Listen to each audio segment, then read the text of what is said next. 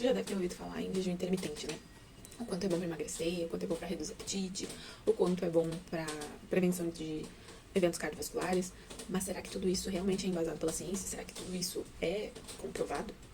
Meu nome é Kelly Soares, sou nutricionista e analisei 3 estudos e trouxe para vocês o que a ciência diz sobre o jejum intermitente.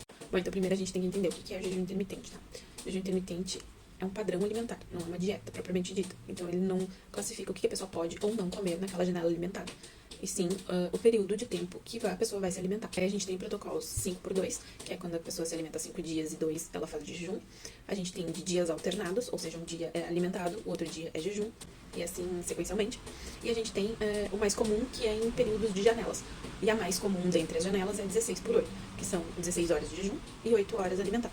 Voltando ao fato de que a gente não tem uma restrição, a gente não tem nada que diga, ó, pode comer isso, pode comer aquilo, a gente já levanta o primeiro ponto de, se a pessoa não tem um padrão alimentar para seguir, pode ser que ela se alimente muito bem, com qualidade da dieta ok, vitaminas, minerais, alimentos minimamente processados, dentro da faixa de calorias que é adequada para ela, ok. Também pode ser que essa pessoa se alimente mal, que ela priorize alimentos ultraprocessados, que ela não, que como é uma faixa de tempo às vezes muito curta, pode ser que ela não alcance a faixa de calorias que ela necessitaria, né, para o longo do dia, o que pode ser que nesse momento já evidencie o porquê da perda de peso, tá? Mas vamos seguir o baile.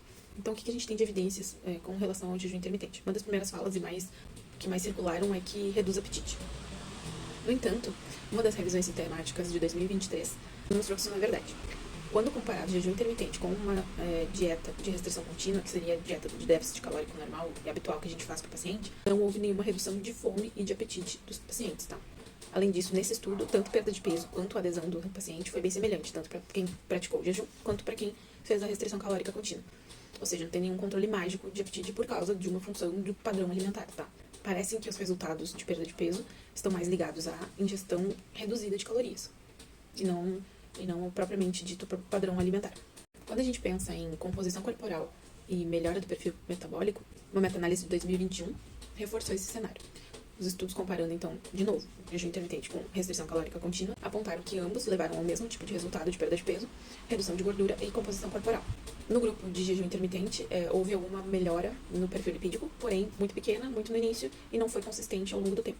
Então, mais um mito quebrado. O jejum intermitente não é melhor, é só diferente para alcançar objetivos semelhantes. E quando o assunto é saúde cardiovascular, a revisão de Cochrane de 2021 foi bastante clara. Até aquele momento, não existia nenhuma evidência de que o jejum intermitente previna eventos cardiovasculares, tanto AVC, infarto, morte vascular. O que eles obtiveram é que o jejum intermitente ele pode também obter uma perda de peso modesta, quando comparado a uma alimentação normal, livre, né, em livre demanda. Mas, ainda assim, esses efeitos eles não se sobressaem a uma dieta de restrição contínua, uma dieta padrão, bem estruturada, bem individualizada, com déficit calórico feito para aquela pessoa. Então, assim, de modo geral, o jejum intermitente ele funciona, só que ele não faz milagre, como prometem na mídia, tá? Os benefícios eles podem vir a partir da redução calórica, como a gente tinha observado antes, e não do jejum em si, da prática do jejum. Situações que exigem muita cautela para indicação de jejum intermitente. Então, gestantes, crianças, principalmente pessoas que já tiveram algum tipo de traço de transtorno alimentar, algum problema com isso. Então, não é indicado, tá? Diabéticos com uso de insulina ou que façam uso de medicamentos de controle.